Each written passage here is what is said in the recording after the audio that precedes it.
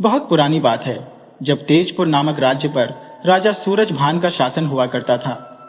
राजा सूरजभान स्वभाव से अत्यधिक घमंडी और विचित्र थे। छोटी छोटी बातों पर उनका क्रोध प्रज्वलित हो उठता था। उनकी इस स्वभावगत कमी के कारण दरबार के सभी मंत्री और कर्मचारी सदा भयग्रस्त रहते थे। कोई भी राजा के सामने उनकी इस आदत का जिक्र करने का साहस नहीं कर पाता था। राजा सूरजभान की कई रानियां थीं, जिनमें से रानी वजंती अपनी अनुपम सुंदरता और मधुर स्वभाव के लिए जानी जाती थी। समय धीरे धीरे बीतता गया। एक दिन राजा और रानी वजंती शाही उद्यान में टहल रहे थे। बगीचे में एक विशाल वृक्ष था, जिसकी शाखाओं पर कहीं से उड़कर तोते का एक जोड़ा आ बैठा। उन पक्षियों की ओर राजा और रानी की दृष्टि गई और वे उनकी सुंदरता में खो गए। पक्षियों को देखकर राजा ने रानी से कहा, प्रिय रानी, क्या तुम बता सकती हो कि इन दोनों पक्षियों में से कौन नर है और कौन मादा? रानी मुस्कुराकर बोली, महाराज, यह तो स्पष्ट है। पक्षियों का जोड़ा प्रायः नर और मादा का ही होता है। इनमें से एक नर है और दूसरा मादा। राजा ने मंद हास्य के साथ उत्तर दिया, यह आवश्यक नहीं है कि यह दोनों अलग लिंग के हो सकता है दोनों नर हो या दोनों मादा। यह भी संभव है कि यह दोनों भाई हो। रानी दृढ़ स्वर में बोली, नहीं महाराज, ये दोनों पक्षी नर और मादा ही है। मुझे लगता है कि आपको पक्षियों की पहचान में भ्रम हो रहा है। राजा ने प्रत्युत्तर दिया, नहीं, मैं कहता हूं कि यह दोनों पक्षी भाई भाई है। दोनों के बीच इस विषय पर तर्क वितर्क आरंभ हो गया। राजा अपने तर्क पर अड़े रहे कि दोनों पक्षी नर है, जबकि रानी का विश्वास था कि इनमें से एक नर और एक मादा है।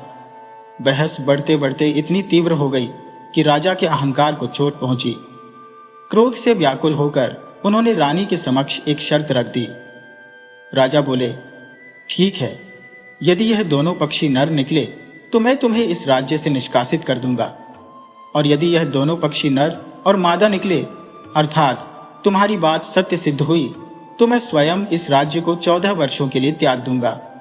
इस प्रकार दोनों के बीच यह शर्त स्थापित हो गई।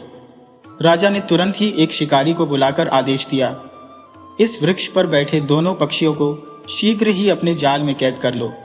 इसके साथ ही उन्होंने पक्षी विशेषज्ञ को भी बुलाया और कहा, तुम्हें यह बताना होगा कि यह दोनों पक्षी नर हैं या मादा। विशेषज्ञ ने राजा की बात मानते हुए हामी भरी। शिकारी ने अपने कौशल का उपयोग करते हुए पलक झपकते ही दोनों पक्षियों को पकड़ लिया। उधर रानी वजंती, जो पहले से जानती थी कि यह पक्षी नर और मादा है, एक चतुर योजना पर काम करने लगी। रानी वजंती ने बड़ी चालाकी से उस पक्षी विशेषज्ञ को एकांत में बुलाया। वहां उन्होंने उसके हाथ में 200 स्वर्ण मुद्राएं रखते हुए गहरी संवेदनशीलता से कहा, भैया, मैं अपने महाराज से अत्यधिक प्रेम करती हूँ। मेरे महाराज के बिना यह राज्य सुदृढ़ रूप से नहीं चल पाएगा। यदि मैं शर्त हार भी जाऊं और मुझे देश निकाला दे दिया जाए तो भी यह राज्य सुरक्षित रहेगा, परंतु यदि महाराज 14 वर्षों के लिए वनवास पर चले गए तो यह राज्य राजा विहीन होकर अराजकता में डूब जाएगा। उन्होंने आगे कहा, राजा के न होने से डाकू, लुटेरे और अराजक तत्व जनता पर अत्याचार करेंगे। इसीलिए मैं चाहती हूँ कि तुम इस शर्त में महाराज को विजयी घोषित कर दो, भले ही इसके लिए झूठ ही क्यों न बोलना पड़े। पक्षी विशेषज्ञ, जो पहले ही स्वर्ण मुद्राओं के प्रलोभन में बंध चुका था, रानी की बात मान गया। दूसरी ओर शिकारी दोनों पक्षियों को राजा के समक्ष प्रस्तुत कर चुका था। राजा ने उत्सुकता से पक्षी विशेषज्ञ से पूछा, अब बताओ, इन पक्षियों में क्या अंतर है? क्या यह दोनों नर है या मादा? पक्षी विशेषज्ञ, जिसने रानी से वचन लिया था, झूठ बोलते हुए बोला, महाराज, यह दोनों पक्षी नर है। राजा, जिसे इस षड्यंत्र की भनक भी नहीं थी, अपनी विजय पर अति प्रसन्न हो उठा। उसने गर्व से रानी वजंती की ओर देखकर कहा, रानी, तुम घमंड से भरी हुई थी। तुमने मेरी बात का सम्मान नहीं किया। अब तुम शर्त हार चुकी हो और तुम्हें देश निकाला दिया जाएगा। रानी ने अपनी योजना के अनुसार राजा की बात मान ली।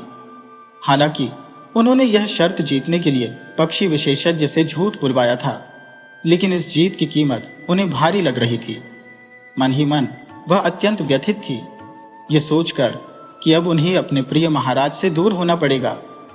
तब रानी ने विनम्रता से राजा से प्रार्थना की, महाराज, कृपया मुझे देश निकाला मत दीजिए। इस समय मेरी अवस्था अत्यंत नाजुक है, क्योंकि मैं गर्भवती हूँ। अब आप ही बताइए, ऐसी स्थिति में मैं कहाँ जाऊंगी और अपना संरक्षण कैसे करूंगी?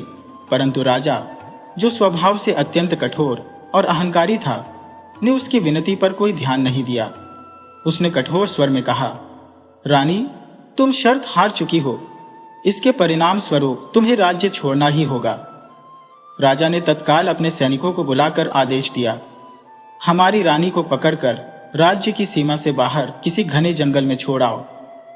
राजा के आदेश का पालन करते हुए सैनिक रानी वजंती को लेकर चल पड़े। लंबे रास्ते तय करते हुए वे तेजपुर राज्य की सीमा पार कर एक सघन जंगल में पहुंचे। वहां उन्होंने रानी को अकेला छोड़ दिया। जंगल में अकेली छोड़े जाने के बाद रानी अत्यंत व्यथित हो उठी।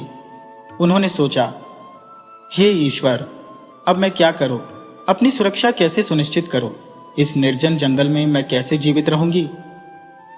उधर सैनिकों ने महल लौटकर राजा को सूचित कर दिया कि उन्होंने रानी को जंगल में छोड़ दिया है। इस समाचार से राजा को कोई अंतर नहीं पड़ा। राजा सूरजभान की कई रानियां थी, इसलिए एक रानी के चले जाने से उसे कोई विशेष चिंता नहीं थी। वह अपने राज्य काज के कार्यों में व्यस्त हो गया। इधर रानी वजंती का जीवन कठिनाइयों से भर गया। गर्भवती होने के कारण उनकी स्थिति और भी दयनीय थी। किसी सहारे के अभाव में वह झाड़ियों में छिपकर अपना समय व्यतीत करती। भूख लगने पर वे पेड़ों के पत्ते और फल खा लेती। इस प्रकार किसी तरह 8 दिन उन्होंने जंगल में गुजार दिए। ईश्वर भी दुखियों की सहायता अवश्य करता है। एक दिन मालवा के राजा चित्रसेन शिकार खेलने के लिए उसी जंगल में आए। शिकार करते करते वह उसी स्थान पर पहुंच गए जहां रानी वजंती छिपी हुई थी। जैसे ही रानी ने घोड़ों की टापों की आवाज सुनी, वह भयभीत होकर झाड़ियों में छिप गई।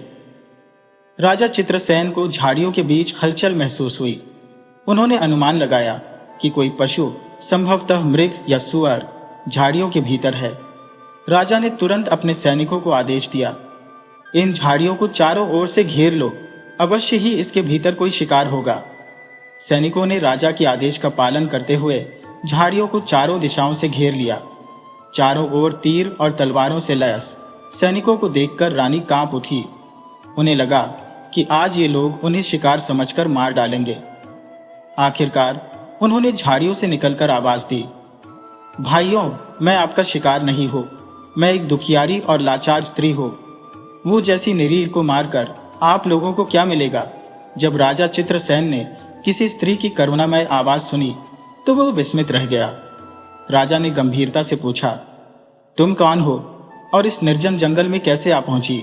रानी वजंती ने द्रवित होकर उत्तर दिया, भाइयों, मेरा इस संसार में कोई नहीं है। न कोई संबंधी है, न कोई सगा संबंधित।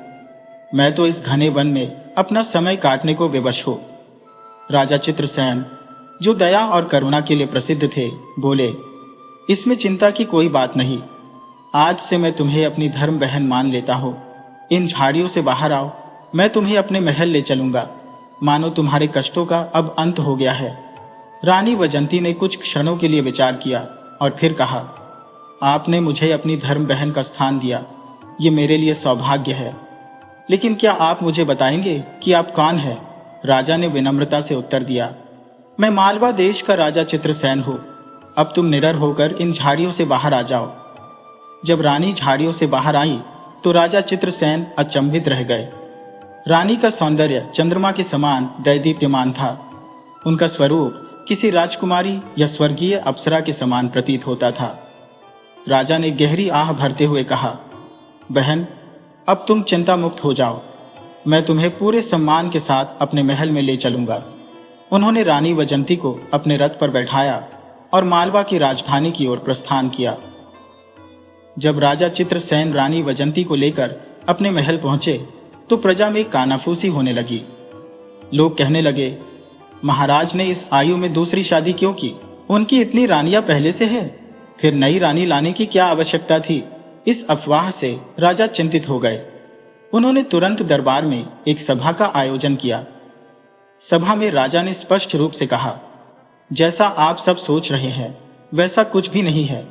मैं शिकार के लिए जंगल में गया था, जहां मुझे एक असहाय और दुखियारी स्त्री मिली। उसका इस संसार में कोई अपना नहीं था। मैंने उसे अपनी धर्म बहन का स्थान दिया और अपने महल ले आया। क्या मैंने कुछ अनुचित किया है? राजा की बातें सुनकर दरबारियों ने उनकी सराहना की। प्रजा में भी उनकी उदारता की प्रशंसा होने लगी। इस प्रकार रानी वजंती राजा चित्रसेन की धर्म बहन के रूप में उनके महल में निवास करने लगी। समय अपनी मंत्र गति से व्यतीत होता गया और वह शुभ दिन आ पहुंचा जब रानी वजंती ने एक सुकोमल और तेजस्वी बालक को जन्म दिया। इस शुभ समाचार से राजा चित्रसेन की प्रसन्नता का कोई ठिकाना न रहा। उन्होंने उत्साहित होकर कहा, आज मेरे भांजे का आगमन हुआ है। इस आनंद के अवसर पर राजा चित्रसेन ने पूरे नगर में भव्य भोज का आयोजन किया। पूरा राज्य दीप शिखा की भांति जगमगाया, मानो स्वर्ग से अप्सराएं उत्सव मनाने उतरी हो।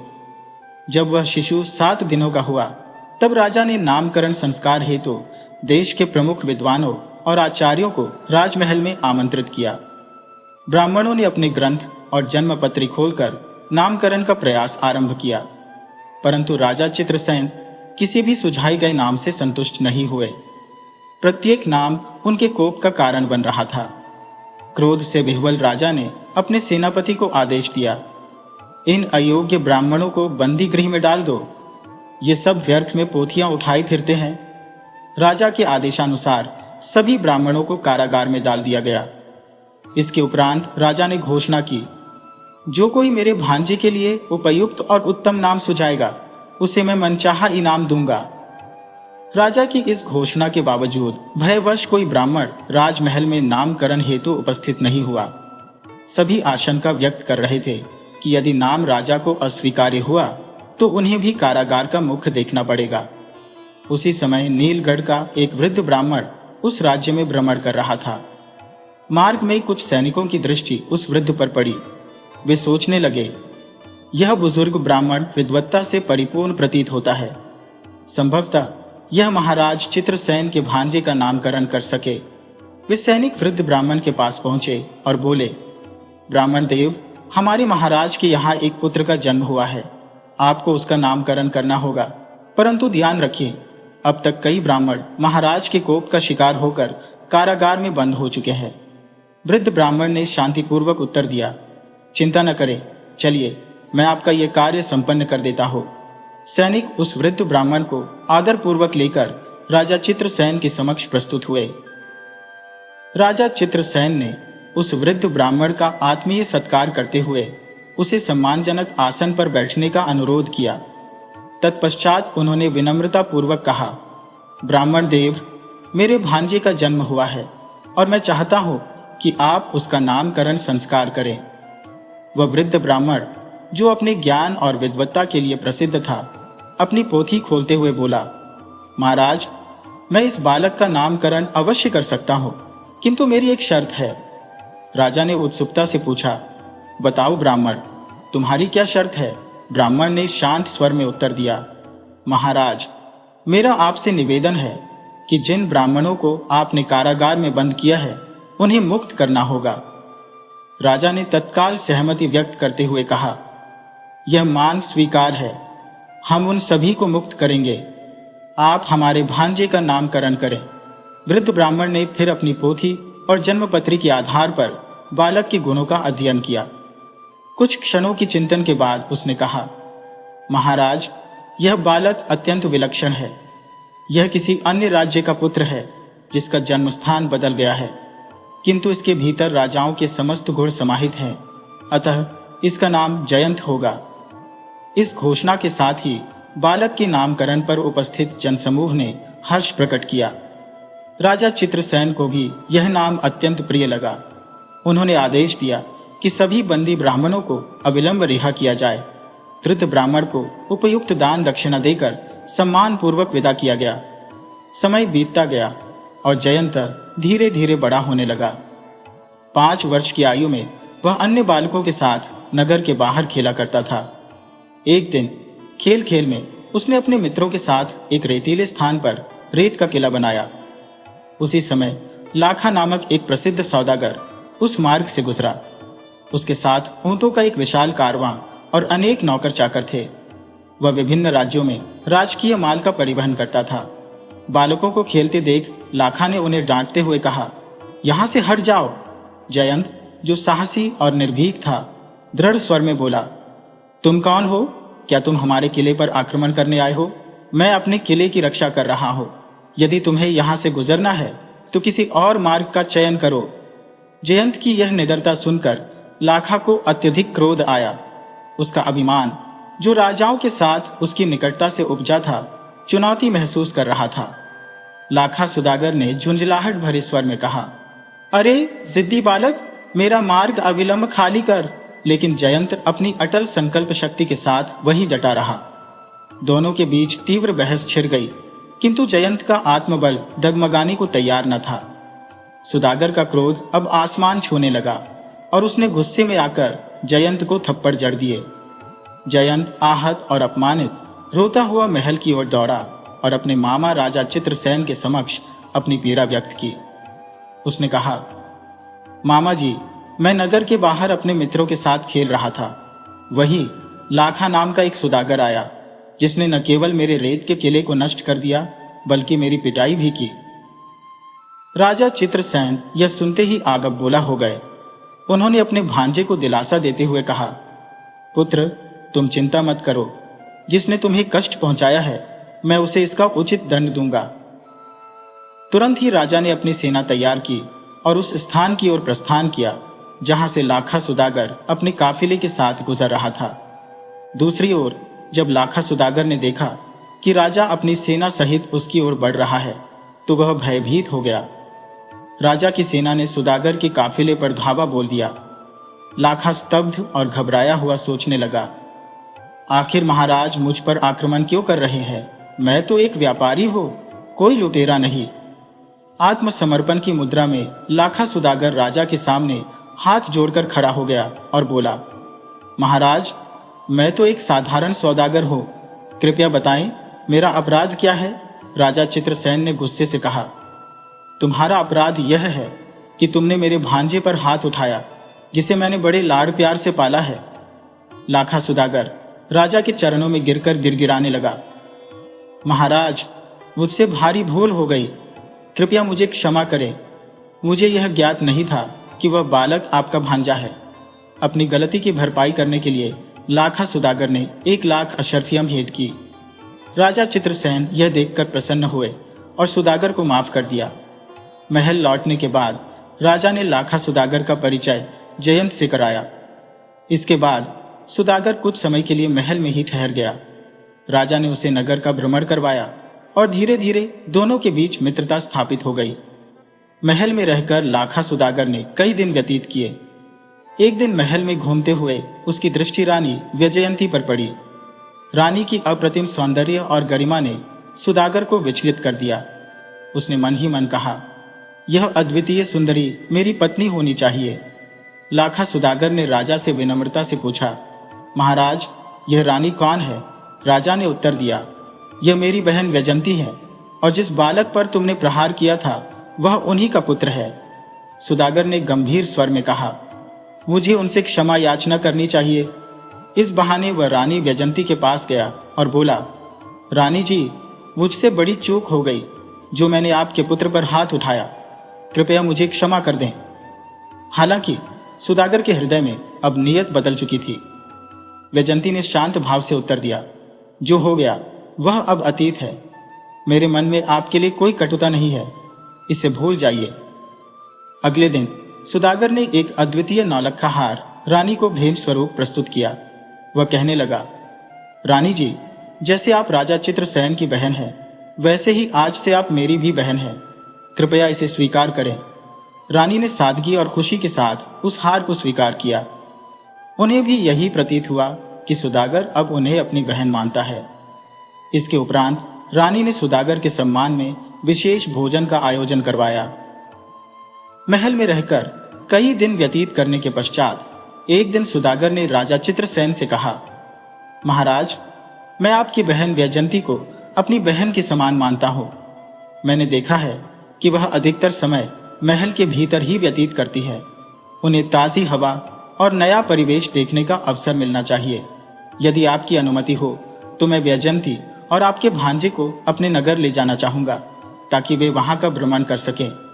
कुछ ही दिनों में मैं उन्हें आपके पास सकुशल लौटा दूंगा।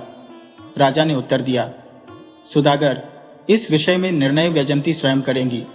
यदि वह तुम्हारे साथ जाने के लिए सहमत है तो मुझे कोई आपत्ति नहीं है। अब तुम उनके भाई हो। सुदागर वैजयंती के पास गया और उन्हें अपने नगर चलने का प्रस्ताव दिया। वैजयंती ने यह सोचकर प्रस्ताव स्वीकार कर लिया कि सुदागर उनका सम्मान करता है और यह यात्रा उनके लिए सुखद अनुभव होगी।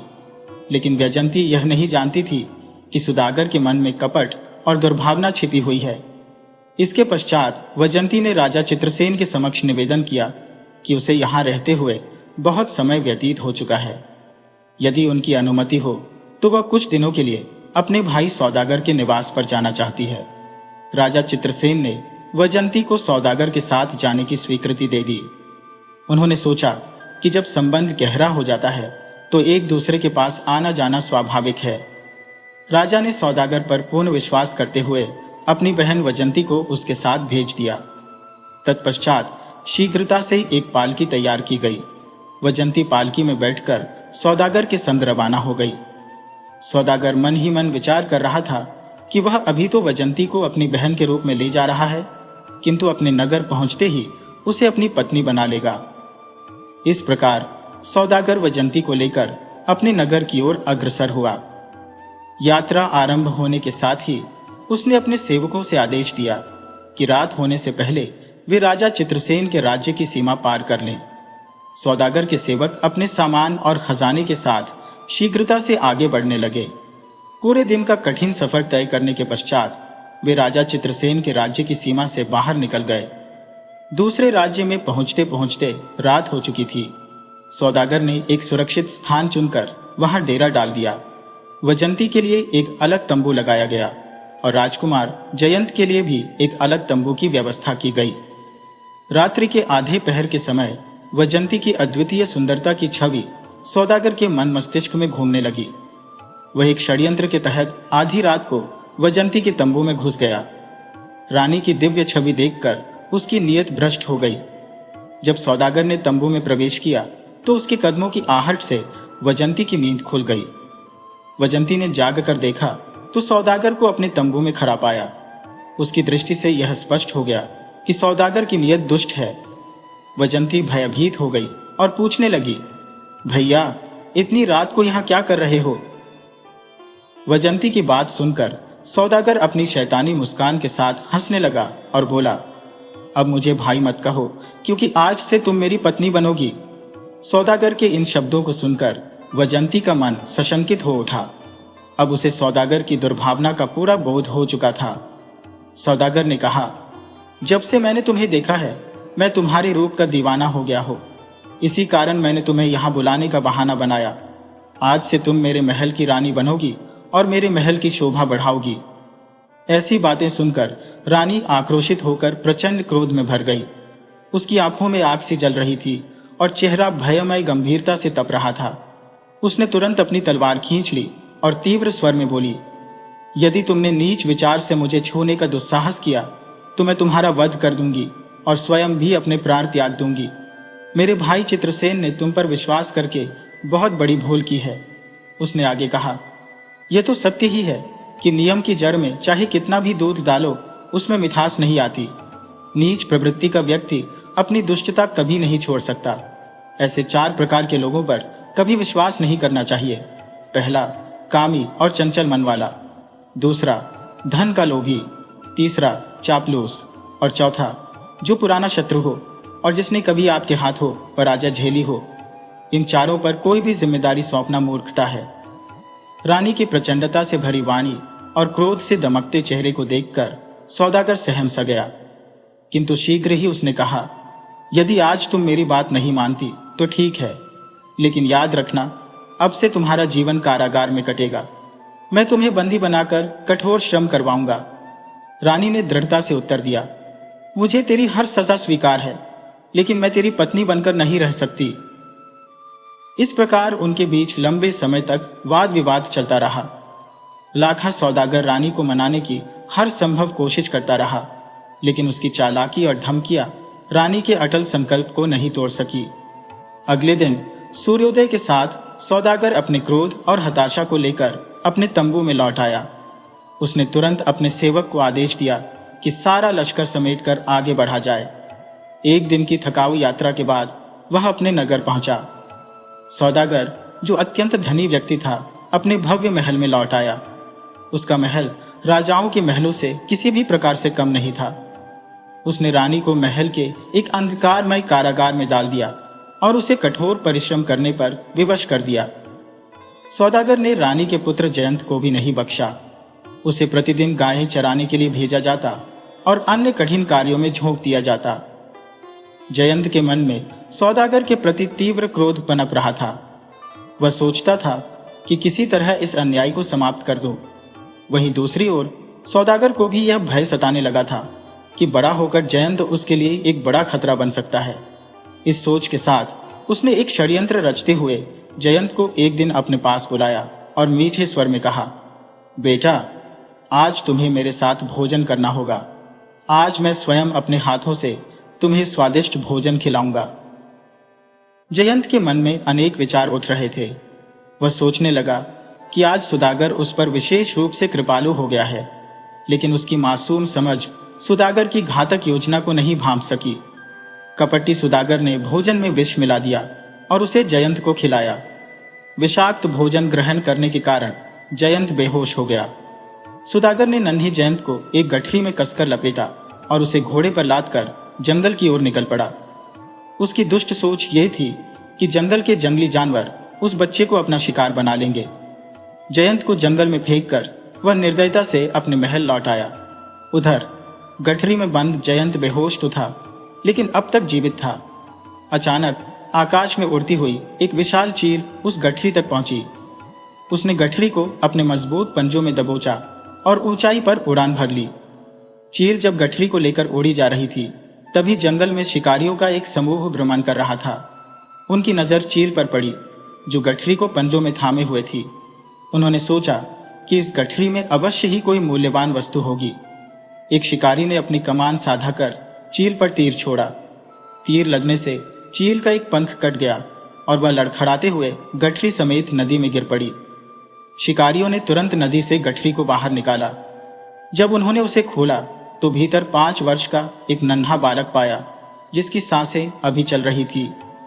वे शीघ्रता से उसे अपने गांव लेकर आए और एक वैद्य को बुलाकर उपचार शुरू किया। वैद्य ने औषधियां लगाई, लेकिन जयंत की बेहोशी टूटने में समय लग रहा था। सप्ताह भर के बाद जयंत को होश आया। 8वें दिन उसने अपनी आंखें खोली। उसे होश में देखकर शिकारियों ने राहत की सांस ली। अब तक उन सभी को जयंत से गहरा स्नेह हो चुका था। जयंत के पूरी तरह स्वस्थ होने के बाद शिकारियों के मुखिया ने उससे पूछा, बालक, तुम कौन हो और तुम्हारी ऐसी दुर्दशा कैसे हुई? जयंत ने अपनी पूरी कहानी सुनाई। उसने बताया कि वह राजा चित्रसेन का भांजा है और कैसे कपटी सुदागर ने उसकी मां को बंदी बना लिया और उसे मृत्यु के लिए जंगल में छोड़ दिया। सारी बात सुनने के बाद शिकारियों के मुखिया ने साहसिक स्वर में कहा, बेटा, अब तुम निश्चिंत रहो। मैं और मेरे साथी मिलकर तुम्हारी मां को उस दुष्ट सुदागर की कैद से अवश्य ही मुक्त कराएंगे। बस हमें उस सुदागर का नाम और ठिकाना बताओ। जयंत ने उस कुटिल सौदागर का नाम और पता शिकारियों के मुखिया को बता दिया। मुखिया ने तुरंत अपने जांबाज साथियों को तैयार किया और जयंत को साथ लेकर सुदागर के गांव की ओर कूच कर गए। उधर सुदागर के मन में यह ख्याल था कि उसकी राह का कांटा अब हट चुका है। उसे विश्वास था कि रानी वैजंती एक दिन उसकी बात मान लेगी। सुदागर अब रानी पर अत्याचारों की सीमा पार कर चुका था। उसने अपने सेवकों को आदेश दिया कि रानी से दिन भर चक्की चलवाई जाए। बेचारी रानी की हालत दयनीय हो चुकी थी। उसका जीवन अत्याचारों से भर गया था। इस बीच महाराज चित्रसेन के मन में शंका उत्पन्न हुई। उन्होंने विचार किया कि लाखा सुदागर 1 महीने का वादा करके उनकी बहन को ले गया था, लेकिन अब 6 महीने से अधिक का समय बीत चुका है और वह वापस नहीं लौटा। इस चिंता के साथ महाराज चित्रसेन अपने घोड़े पर सवार होकर सुदागर के गांव की ओर रवाना हुए। दूसरी ओर शिकारियों का दल जयंत को लेकर उसी दिशा में बढ़ रहा था। जब इन दोनों समूहों का सामना रास्ते में हुआ तो महाराज चित्रसेन ने अपने भांजे को शिकारियों के साथ देखा। उन्होंने बिना सोच विचार के ये समझते हुए कि शिकारियों ने जयंत का अपहरण किया है, अपने धनुष से तीर निकालकर शिकारियों के मुखिया की ओर छोड़ दिया। यह दृश्य देखकर जयंत तुरंत चिल्लाते हुए महाराज चित्रसेन की ओर दौड़ा। उसने अपने मामा को पहचान लिया और उनके पास जाकर बोला, मामा जी कृपया रुक जाइए, ये लोग हमारे मित्र हैं, इन्हीं की वजह से मैं आज जीवित हूं, इन पर आक्रमण मत कीजिए। मुझे तो उस दुष्ट लाखा सुदागर ने विष खिलाकर जंगल में फेंक दिया था, मेरी मां को उसने बंदी बना रखा है। जयंत की बातें सुनकर महाराज चित्रसेन का क्रोध चरम पर पहुंच गया। उन्होंने तुरंत शिकारियों के मुखिया से क्षमा मांगी और कहा, मुझे क्षमा करें मित्र, मैं समझ रहा था कि कोई डाकू मेरे भांजे का अपहरण कर रहा है, इसीलिए मैंने आप पर तीर चलाया। मैं इस गलती के लिए माफी मांगता हूं। शिकारियों के मुखिया ने उत्तर दिया, महाराज इसमें आपकी कोई गलती नहीं है, मैं तो आपके भांजे को लेकर उस धूर्त सुदागर से बदला लेने जा रहा था, आज मैं उसे जिंदा नहीं छोड़ूंगा। सभी ने आपस में विचार विमर्श किया और उस दुष्ट सुदागर से प्रतिशोध लेने के लिए उसके गांव की ओर बढ़ गए। अब आपको यह भी बताना आवश्यक है कि राजा सूरजभान, जो वैजयंती के पति थे और जिन्होंने किसी समय आवेश में आकर उन्हें देश निकाला दे दिया था, अब आत्ममंथन में डूबे हुए थे। वह यह सोच रहे थे कि मैंने अपनी रानी वैजयंती को निर्वासित तो कर दिया, परंतु उसके पश्चात किसी अन्य रानी से भी मुझे संतान सुख नहीं प्राप्त हुआ। अब मुझे ऐसा प्रतीत होता है कि मेरा वंश समाप्ति की ओर बढ़ रहा है। काश कोई चमत्कार होता और मेरी रानी वैजयंती मुझे पुनः प्राप्त हो जाती। राजा के हृदय में रानी वैजयंती के प्रति दबी हुई प्रीति अब पुनः जागृत हो रही थी, लेकिन वह विवश थे। उसी दिन राजा सूरजभान को लाखा सुदागर के महल में एक आवश्यक व्यापारिक बैठक हेतु जाना था। लाखा सुदागर का उठना बैठना प्रायः राजाओं के साथ ही होता था और उसका जीवन भी राजसी ठाट बाट से परिपूर्ण था। उसका महल किसी राजा के महल से कम भव्य नहीं था। राजा सूरजभान अपने राज्य के व्यापारिक विषयों पर चर्चा करने हेतु सुदागर के महल पहुंचे। सुदागर ने उनका भव्य स्वागत किया, लेकिन सुदागर यह नहीं जानता था कि जिस रानी को उसने अपने महल में कैद कर रखा है वह राजा सूरजभान की पत्नी है। उधर स्वयं राजा सूरजभान को भी यह भान नहीं था कि जिस रानी को उन्होंने निर्वासन दिया था वह जीवित है और सुदागर की कैद में कष्ट झेल रही है। इसी दौरान जब राजा सूरजभान सुदागर के साथ सभा में बैठे हुए थे, उसी समय महाराज चित्रसेन, जयंत और शिकारियों के मुखिया भी सभा में आ पहुंचे। सभा के वातावरण में अचानक गहन गंभीरता छा गई। राजा चित्रसेन और शिकारियों के मुखिया ने सुदागर को ललकारा और कहा, सुदागर आज तुझे जीवित नहीं छोड़ेंगे। सुदागर ने जब बालक जयंत को जीवित देखा और उसके साथ महाराज चित्रसेन को सभा में उपस्थित पाया तो उसका हृदय भय और घबराहट से भर गया। वह अपने सिंहासन पर निःशब्द और स्तब्ध होकर बैठा रहा। इतने में महाराज सूरजभान ने बीच में हस्तक्षेप किया और कहा, महाराज चित्रसेन, यह सुदागर मेरा मित्र है, यह हमारे राज्य के व्यापार में निरंतर सहायता करता है, आप इसे क्यों मारना चाहते हैं? क्या यह उचित है? राजा चित्रसेन ने गहरी निश्वास लेते हुए उत्तर दिया, महाराज सूरजभान, यह धूर्त सुदागर मेरे धर्म की बहन पर अमानवीय अत्याचार कर रहा है और यह बालक जयंत मेरे धर्म का भांजा है। इसकी सच्चाई आपको ज्ञात नहीं है। इसके बाद महाराज चित्रसेन ने पूरी घटना का विस्तार से वर्णन किया, जिससे सभा का वातावरण और भी तनावपूर्ण हो गया। एक बार की बात है महाराज, जब मैं वन में शिकार के लिए गया था तब मेरी भेंट एक अत्यंत ही दुखी और असहाय स्त्री से हुई। उसकी दशा ऐसी थी कि उसके पास न कोई सगा संबंधी था और न ही कोई रिश्तेदार। उस स्त्री की दुर्दशा देखकर मैंने उसे अपनी धर्म बहन मानकर अपने घर में स्थान दिया। मेरी इस दुष्ट सुदागर से मित्रता थी और इसी के कारण वह भी उस स्त्री को कुछ समय के लिए अपने साथ ले गया, लेकिन इसके मन में कुछ और ही कपटपूर्ण विचार चल रहे थे जिन्हें मैं समझ नहीं सका। आज वही स्त्री इसकी कैद में है और इसने उसके पुत्र को विष देकर मारने का भी प्रयास किया है। अब मैं अपनी धर्म बहन को मुक्त कराने के लिए यहाँ उपस्थित हुआ हूँ। इसे दंडित कर मैं अपनी बहन को यहाँ से ले जाऊंगा। राजा चित्रसेन की पूरी बात सुनने के बाद राजा सूरजभान ने सुदागर से अनुरोध किया कि वह उस स्त्री को तुरंत आजाद कर दे। सुदागर ने अपने एक सेवक को रानी के पास भेजा। सेवक ने रानी से कहा, बहन, अब तुम इस सुदागर की कैद से मुक्त हो रही हो। बाहर कोई तुम्हारा प्रतीक्षा कर रहा है। रानी वैजंती इस बात को सुनकर सोच में पड़ गईं। वह चिंतित थी कि जिसने उनके पुत्र को मार दिया वह अब उनके साथ क्या करने वाला है। सेवकों के साथ जब रानी वैजंती दरबार में आई तो वहां पहले से ही उनके पति राजा सूरजभान, उनका पुत्र जयंत और उनके धर्म भाई चित्रसेन उपस्थित थे। कैद में रहते हुए रानी की हालत बहुत खराब हो चुकी थी। अपनी बहन की इस दयनीय स्थिति को देखकर चित्रसेन क्रोध से भर उठे और सुदागर से बोले, दुष्ट सुदागर, मैं तुझे नहीं छोड़ूंगा। तूने मेरी बहन पर कितनी यातनाएं ढाई है, इसका तो कोई हिसाब नहीं दे सकता। इधर जब रानी वैजंती ने अपने पति राजा सूरजभान को देखा तो उन्हें पहचान लिया।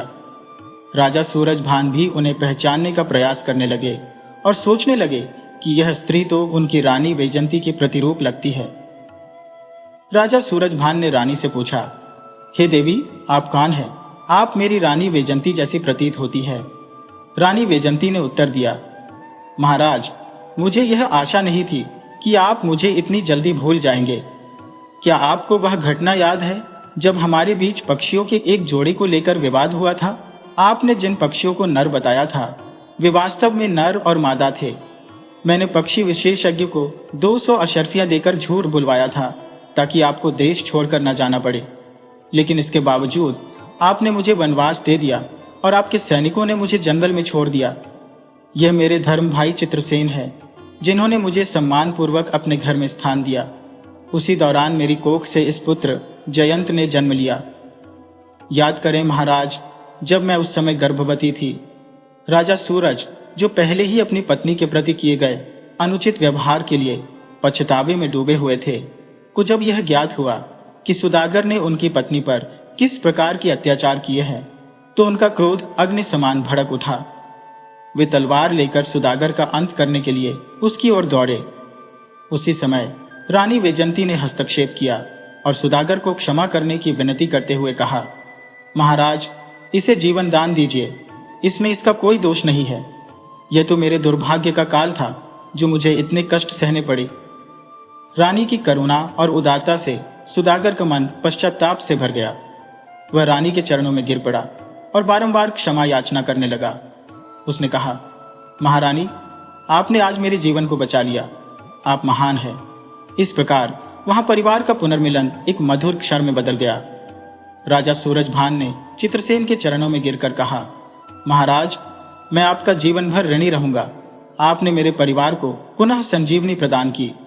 राजा सूरजभान ने अपनी रानी वैजंती से भी बारंबार क्षमा मांगी और उन्हें अपने साथ चलने के लिए राजी कर लिया। सुदागर को माफ करने के बाद राजा सूरजभान अपने पुत्र और पत्नी को लेकर अपने नगर लौट आए।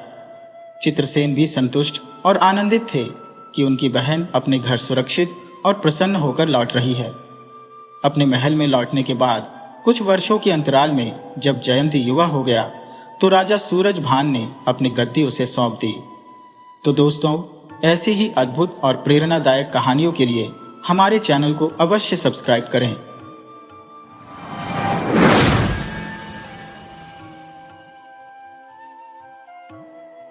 एक गांव में राशन और फकीरा नाम के दो दोस्त रहा करते थे। गांव में उनकी पहचान नेक और शरीफ इंसानों के रूप में थी, लेकिन शायद ही किसी को पता था कि ये दोनों कभी एक दूसरे के लिए अजनबी थे। करीब 25-30 साल पहले ये दोनों अलग अलग रास्तों से इसी गांव में आकर बसे थे। गांव वालों के बीच ये राज पूरी तरह छुपा रहा कि कभी ये दोनों चोर थे। उनकी जिंदगी में ऐसा मोड़ आया कि वे अपनी पुरानी राहें छोड़कर ईमानदारी से जीने लगे। दोनों ने कड़ी मेहनत और मजदूरी को अपनाया और गांव में अपनी झोपड़ियां बना ली। उनकी झोपड़ियां इतनी पास पास थी कि लोग उन्हें भाई मानने लगे। समय बीतने के साथ वे एक दूसरे के गहरे राज भी जान गए। यह बात उनके दिलों में हमेशा दबी रही कि वे किसी जमाने में चोर थे, लेकिन उन्होंने बरसों पहले ये कसम खाई थी कि अब सीधा सादा और सच्चा जीवन जिएंगे। दिन भर की थकावट भरी मेहनत के बाद वे अपनी चारपाइयों पर बैठकर पुरानी जिंदगी के किस्से साझा करते। एक रात बातों बातों में रोशन ने फकीरा से कहा, भाई, चोरी चकारी की बातें तो हम अक्सर करते हैं, पर आज मेरा दिल चाहता है कि तू मुझे बताए, तूने चोरी करना क्यों छोड़ा? फकीरा ने जवाब दिया, ठीक है, लेकिन कल तुझे भी बताना होगा। इसके बाद उसने अपनी कहानी शुरू की। भाई, हमारे समय में चोरी करना कोई आसान काम नहीं था। यह एक हुनर था, एक कला। आजकल की तरह नहीं कि घर खाली देखा, ताला तोड़ा और सामान लेकर भाग गए। अब तो कुछ लोग चाबियों के गुच्छे लेकर चलते हैं, न मेहनत न डर। सच कहूं तो आजकल के चोरों ने इस पेशे का नाम खराब कर दिया है। ये तो उठाईगिरी हो गई है। ठीक कहते हो भाई, फकीरा ने गहरी सांस लेते हुए कहा। रोशन ने बात आगे बढ़ाई। मैंने चोरी हमेशा अपने हुनर से की है, कभी किसी खाली मकान को निशाना नहीं बनाया। जब तक घर के लोग पूरी तरह सो न जाए और हर कोना शांत न हो, तब तक चोरी करने का असली मजा नहीं आता था। हम पहरेदारों को चकमा देते थे और दबे पांव अंदर घुसते थे। चोरी करना किसी बहादुरी से कम नहीं था। ये काम बिल्लियों की तरह सतर्कता और गिरगिट की तरह दीवारों पर लिपटने की कला मांगता था। हमें बिना शोर किए चूहों की तरह फुर्ती से घर में घूमना होता था। कोई चीज केवल छू कर ही समझ लेनी पड़ती थी कि असली कीमत किसमें है। इस चुनौती में जो आनंद था वह ताले तोड़कर घुसने वालों की समझ से परे है। आजकल के चोरों में वह हुनर कहाँ, दीवारों में सुराख करना तो उनके बस की बात ही नहीं। हम इस तरह की सफाई से काम करते थे कि सुबह लोग देखकर हैरान रह जाते थे, यह सोचते हुए कि आखिर चोर अंदर कैसे घुसा होगा। मैं हमेशा अकेले चोरी करता था, लेकिन अब सुनो वह किस्सा जिसने मुझे इस काम को हमेशा के लिए छोड़ने पर मजबूर कर दिया। मैं चोरी केवल तब करता था जब हालात सच में तंग हो जाते थे, जब कोई काम नहीं मिलता और पैसों की सख्त जरूरत होती थी। हर बार चोरी के बाद खुद से वादा करता था कि अब यह आखिरी बार है, लेकिन कुछ समय बाद फिर मजबूरी से उसी राह पर निकल पड़ता था। उस समय मैं एक पहाड़ी इलाके में रहता था। ऊंचे पहाड़ नहीं थे, पर जगह वीरान थी। वहां एक छोटा सा मकान था, जिसके निचले हिस्से में लालजी की दुकान थी। उनका परिवार भी वहीं रहता था। मकान के ऊपरी हिस्से में खान साहब का परिवार था। घर के सामने जंगल था और आसपास केवल 2-3 कच्चे मकान। खान साहब का रुतबा ऐसा था कि उनके इलाके में चोरी का कोई जिक्र तक नहीं होता था। वे कुछ दिनों के लिए घर छोड़कर चले जाते थे। उनका पहनावा और ठाट बाट ऐसा था कि लोग दूर से ही उनकी अमीरी का अंदाजा लगा लेते थे। सुनहरे रंग के जूते पहनते थे, जो उनके शौक और हैसियत को बयां करते थे। खान साहब की पत्नी और 5 साल की बेटी ही ज्यादातर घर में रहती थी। उनकी पत्नी को बहुत कम लोग देख पाते थे, क्योंकि वह बेहद कम बाहर निकलती थी। घर का छोटा मोटा काम करवाने के लिए नौकर चाकर आते थे। रोशन ने थोड़ा रुककर गहरी सांस ली और फिर कहा, लेकिन मुझे यह देखकर हैरानी होती थी कि इतने अमीर घर में चोरी से बचने के लिए कोई खास इंतजाम नहीं था। थोड़ी सी कोशिश से कोई भी मकान में दाखिल हो सकता था। शायद खान साहब का रुतबा इतना बड़ा था कि घर वालों को किसी खतरे का एहसास ही नहीं होता था, मगर मुझे पूरा यकीन था कि उस घर में इतना माल जरूर था जो किसी की जिंदगी को कई सालों तक आराम से चला सकता था। एक दिन की बात है, मैं खान साहब के बारे में जानकारी जुटाने के इरादे से लालजी की दुकान पर पहुंचा। बातचीत के दौरान लालजी ने कहा, अरे, आप इन खान साहब की बात कर रहे हैं? ये तो इलाके के बेहद प्रभावशाली और अमीर शख्स हैं। यहां वे केवल 2 साल से रह रहे हैं। मैंने पूछा, हाँ, उनकी शख्सियत तो यही बताती है, लेकिन ये यहाँ करते क्या है? लालजी ने बताया, इन्होंने जंगलों का ठेका लिया हुआ है। ज्यादातर जंगल में ही रहते हैं, कभी कभार 2-3 दिन के लिए यहाँ आते हैं। इसके बाद मैंने उनके बच्चों के बारे में पूछा। लालजी बोले, बच्चे भी उन्हीं के साथ रहते हैं, लेकिन यहाँ के स्कूल ठीक नहीं है, इसलिए उन्होंने अपने बच्चों को बड़े शहर के प्रतिष्ठित स्कूलों में दाखिला दिला रखा है। अब मुझे यकीन हो गया कि खान साहब सचमुच बड़े रईस हैं। आखिर जो अपने बच्चों को बड़े शहर के मशहूर स्कूलों में पढ़ा सके, उसकी दौलत और रुतबा तो बेमिसाल ही होगा। कुछ दिन बाद जब खान साहब अपने काम पर लौट गए, तो मैंने उसी शाम चोरी का मन बना लिया। रात को मैं बिना किसी कठिनाई के उनके घर में दाखिल हो गया। सीढ़ियां चढ़कर जब मैं घर के अंदर पहुंचा तो देखा कि वह छोटा सा घर था जिसमें 2 कमरे और एक बरामदा था। बरामदे में थोड़ा बैठकर मैंने अपनी आंखों को अंधेरे में देखने लायक बनने दिया। जल्द ही मैंने अंदाजा लगाया कि घर में संपत्ति अधिक नहीं थी। एक कमरे में खान साहब की पत्नी और उनकी बच्ची सो रही थी। पलंग के नीचे 2 अटैचियां रखी हुई थी। दूसरे कमरे में एक पलंग और कुछ बड़े छोटे संदूक रखे हुए थे जिनमें किसी पर ताला नहीं था। यह देखकर मुझे हैरानी हुई कि इतने बड़े रईस के घर में सुरक्षा का ऐसा अभाव था। मैंने संदूकों की तलाशी ली, लेकिन उनमें कपड़ों के अलावा कुछ भी नहीं मिला। हालांकि कुछ कपड़ों पर कढ़ाई और सितारों का काम था जो अंधेरे में चमक रहा था। मुझे लगा कि यह कढ़ाई सोने के तारों से की गई होगी। मैंने उन कीमती कपड़ों को एक चादर में लपेटकर बरामदे में पड़ी खाट के नीचे खिसका दिया। अब मेरी नजर दूसरी कमरे की अटैचियों पर थी। मुझे पूरा विश्वास था कि उनमें जेवर और नकदी रखी होगी। मैंने तय किया कि उन दोनों अटैचियों को बांध कर ले जाऊंगा, क्योंकि वे बहुत बड़ी नहीं थी। मैं जमीन पर संभलते हुए दूसरे कमरे में दाखिल हुआ। वहां रखी अटैची को उठाकर बरामदे में लाया और उसे उन कीमती कपड़ों के पास रखने ही वाला था कि अचानक एक अप्रत्याशित घटना घटित हो गई। मेरी किस्मत या किसी ऊपर वाले की इच्छा, पता नहीं क्या था, पर मेरे कदम दीवार से सटी खाट से टकरा गए। अंधेरे में मैंने उस खाट पर ध्यान नहीं दिया था। खाट एक तीखी खटखटाहट के साथ झुकी और जमीन से टकराई। तभी घर की मालकिन की आवाज सुनाई दी, कौन है? मुझे एहसास हुआ कि अगर उसने डर कर जोर से चिल्ला दिया तो नीचे लालजी और उनके परिवार वाले जाग जाएंगे। और लालजी तो मुझे पहचानते थे। न जाने कैसे मेरे मुंह से शब्द निकले, भांजी, मुझे खान साहब ने भेजा है कुछ मंगवाने के लिए। औरत ने हल्की हैरानी भरे स्वर में कहा, अरे इतनी रात गए? मैंने जल्दी से जवाब दिया, हाँ जी। उसकी आवाज में डर और घबराहट से ज्यादा हैरानी थी। उसने कहा, अच्छा, तो तुम्हें यहां तक आने में बड़ी मुश्किल हुई होगी। बैठो, मैं तुम्हारे लिए पानी लाती हूं। मैंने देखा वह अंधेरे में रसोई की ओर बढ़ी। पहले उसने दिया जलाया, फिर कुछ बुदबुदाने लगी। उसके शब्दों के टुकड़े मेरे कानों में पड़े। बेचारा कैसे आया होगा? दिन में निकला होगा और रात में पहुंचा। बैठो चारपाई पर। जैसे ही वह दूसरी तरफ मुड़ी और उसकी पीठ मेरी ओर हुई, मैंने बिना समय गवाए दरवाजे की ओर दौड़ लगा दी।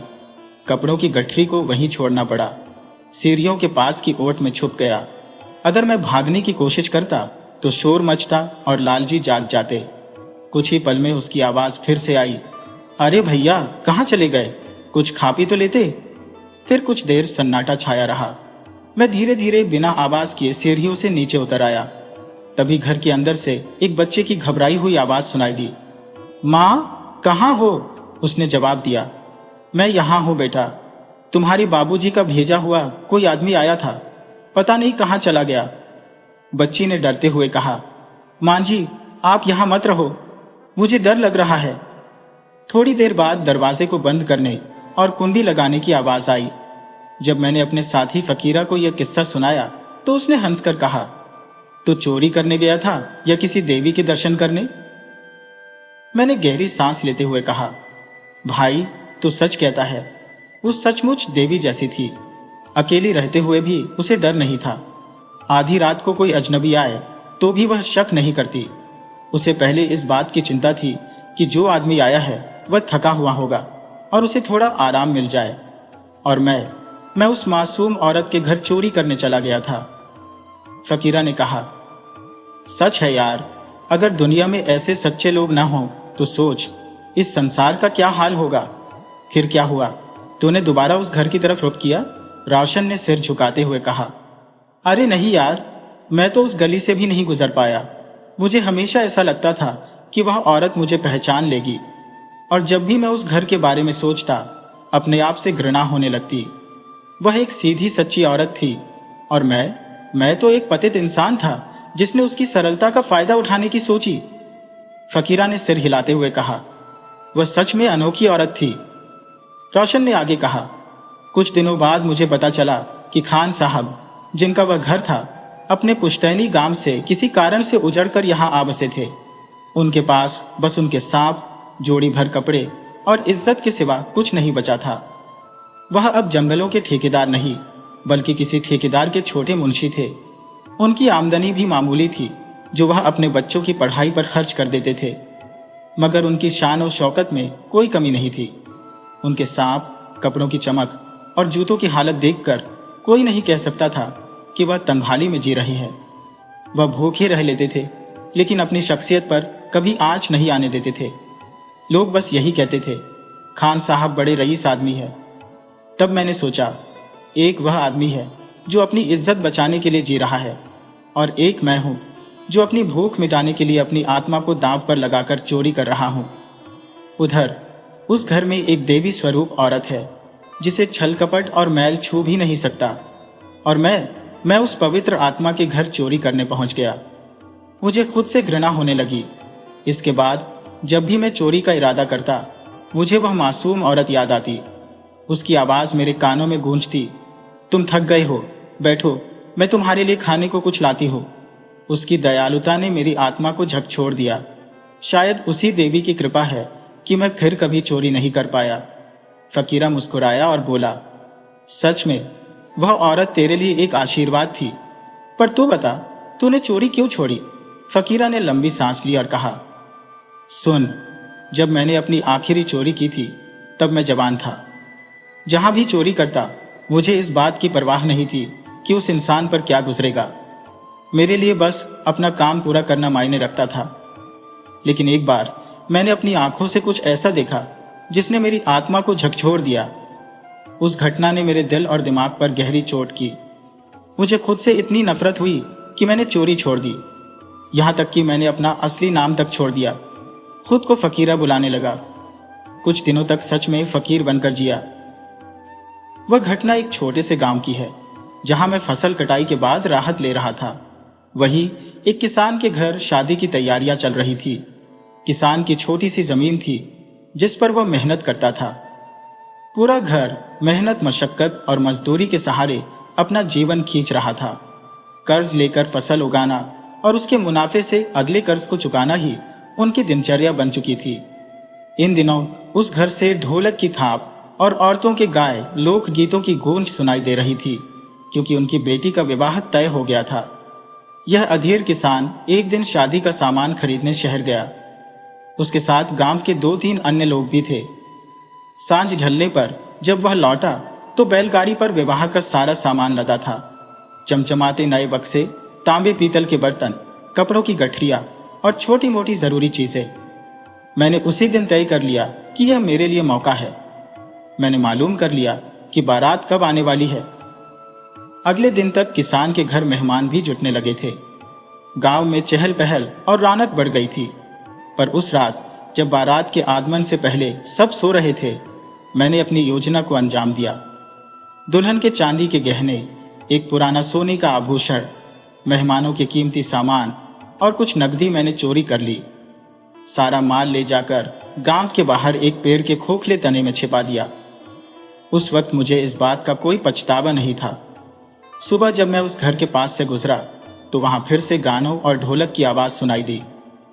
लेकिन माहौल में एक अजीब सी चुप्पी भी खुली हुई थी। मुझे लगा शायद किसी अनहोनी के कारण ये रौनक थम गई है। यह विचार मुझे अंदर तक झकझोर गया। कुछ और लोगों के साथ मैं भी किसान के घर पहुंचा। वहां का नजारा ऐसा था जैसे किसी ने खुशियों से सजी दुनिया को उजाड़ दिया हो। किसान उदास, चारों तरफ से घिरे हुए खड़ा था। किसी ने धीरे से पूछा, कुछ बचा भी है या सब चला गया? किसान की आंखें भर आई। उसने रुआं से स्वर में कहा, बस इतना समझ लो कि आज बेटी को विदा नहीं किया जा सकता। जो कुछ था सब चला गया। दहेज का सामान, मेहमानों का माल और यहां तक कि बारात के स्वागत के लिए रखा नगद भी खत्म हो गया। अब बताओ, बारात आएगी तो क्या खिलाऊंगा? बेटी के हाथ पर क्या रखूंगा? यह सुनकर वहां खड़े लोग स्तब्ध रह गए। एक वृद्ध किसान ने कहा, यह तो गांव की इज्जत का मामला है, कुछ तो करना होगा। किसान ने थकी हुई आवाज में कहा, हाँ, सोच रहा हूं, लेकिन कैसे? बारात को रोकना पड़ेगा। पास खड़े एक नौजवान ने कहा, नहीं, बारात नहीं रुकेगी। किसान ने झुंझलाकर कहा, तो फिर बता, कहां से लाऊं खाने और दहेज का इंतजाम? उसकी आवाज में एक गहरी उदासी भर गई। वह धीरे से बोला, अगर गांव वाले मदद कर दें तो शायद बारात का स्वागत हो जाए, पर बेटी को बिना गहनों के कैसे विदा करूं? अब मैंने देखा कि वह बूढ़ा किसान सचमुच गहरे विषाद में डूबा हुआ था। उसकी आंखों से बहते हुए आंसू उसके मैले कुर्ते पर गिर रहे थे। यह दृश्य मेरे भीतर गहरी हलचल पैदा कर गया। मैंने इससे पहले कभी किसी अधेड़ आदमी को इस तरह रोते और बिलखते नहीं देखा था। यह क्षण मेरे लिए अत्यंत अजीबोगरीब था। न जाने कैसे मेरे मन में यह विचार कांधा कि जिस घर की खुशियां मैंने लूटी है, जिनकी शादी की रौनक को मैंने मटियामेट किया है, अगर उसका बदला मुझे थोड़े दिनों तक भरपेट खाना मिल भी जाए तो क्या यह वाकई सही होगा? ऐसा लगा जैसे मेरे भीतर कोई जोर जोर से चीख रहा हो, तू सिर्फ एक चोर नहीं बल्कि इनकी खुशियों का हत्यारा भी है। मेरी सोच में उथल पुथल मच गई। दिल कह रहा था कि मैं बूढ़े किसान के सामने जाकर उसका पांव पकड़ लूं और अपने गुनाह कबूल कर लूं, लेकिन यह भी डर था कि वे मुझे पकड़कर पुलिस के हवाले कर देंगे और मेरी जिंदगी चक्की पीसने में बीत जाएगी। इस बीच किसान ने अपने बेटे को आदेश दिया, जा दूल्हे के घर जाकर कह दे कि बारात लेकर ना आए, हम 1-2 दिन में खुद उनसे मिलने जाएंगे। गांव की इज्जत दांव पर लगाने से अच्छा है कि बारात ही टाल दी जाए। अब उस बूढ़े की आवाज में दुख के स्थान पर एक अजीब सी दृढ़ता आ गई थी। यह सुनकर मेरे मन में जैसे तूफान उठ खड़ा हुआ। मुझे लगा कि मैं अपने होश हवास खो चुका हूं। भीड़ को चीरता हुआ मैं किसान के पास जा पहुंचा और उसके पैरों पर गिर पड़ा। मेरी जुबान मेरी पकड़ में नहीं थी। किसी तरह मैंने कहा, बारात को मत रोको चाचा। बूढ़े किसान ने आश्चर्य से पूछा, तू कौन है? मैंने जवाब दिया, मैं एक चोर हूं। हाँ, मैंने ही आपकी चीजें चुराई है, लेकिन भगवान के लिए बारात मत रुकवाना, मैं सब कुछ लौटा दूंगा। ये कहने के बाद मैं चुप हो गया। कुछ देर तक वहां सन्नाटा छाया रहा। फिर किसान और गांव के कुछ लोग मेरे साथ उस पेड़ की ओर चल दिए जहां मैंने चोरी का सामान छिपाया था। पूरे रास्ते किसी ने मुझसे कुछ नहीं कहा। मैंने पोटली उन्हें सौंप दी। किसान ने मुझे गले से लगा लिया। उसकी आंखों से आंसू फिर बहने लगे, लेकिन इस बार वह कृतज्ञता के आंसू थे। ये देखकर मेरी अपनी आंखें भी नम हो गईं। वे लोग सामान लेकर चले गए, लेकिन मैं वहीं पेड़ के नीचे बैठा रहा। मुझे नहीं पता कि कितनी देर तक मैं वहां बैठा रहा। मैंने फिर कभी गांव लौटने की हिम्मत नहीं की और न ही कभी चोरी का सहारा लिया। यही मेरी प्रायश्चित कथा थी।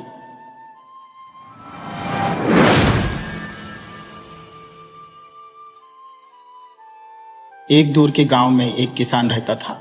बहुत ज्यादा जमीन तो उसके पास नहीं थी, मगर उसके पास एक छोटा सा तालाब था। वहां कुछ मछलियां होती थी। किसान कुछ बत्तख भी उसी में पालता था। एक बत्तख ने कुछ अंडे दे रखे थे।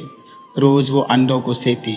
इनमें 6 अंडे तो ठीक थे, मगर 7वां अंडा थोड़ा बड़ा था।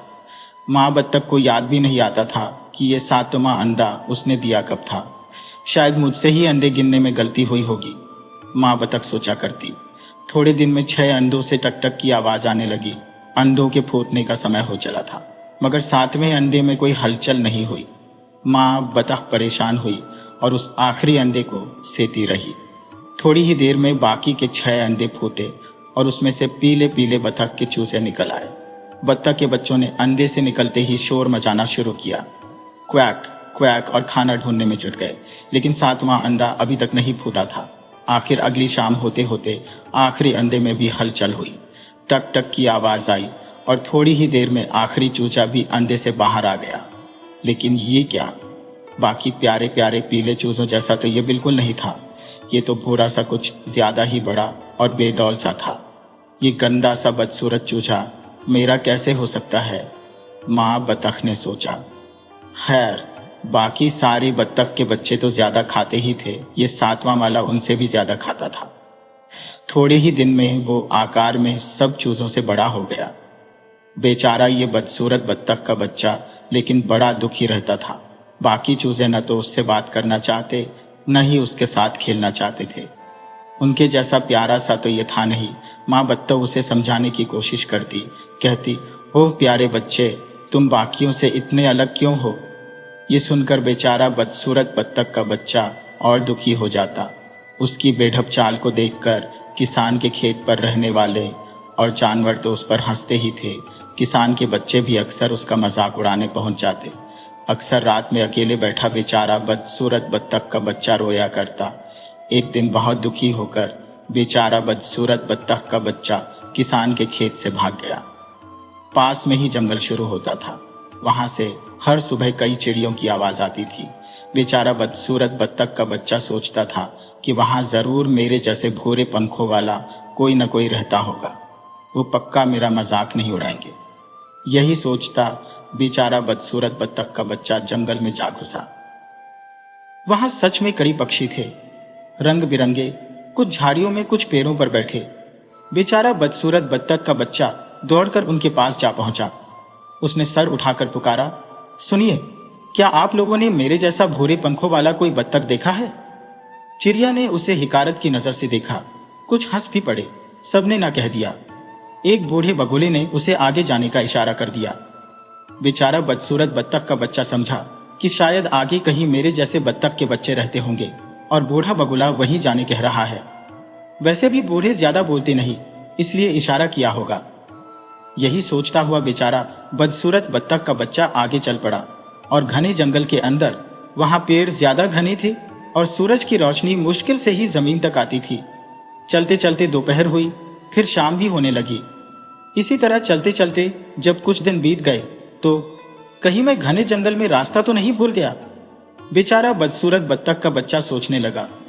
तभी आगे एक बड़ा सा तालाब नजर आने लगा।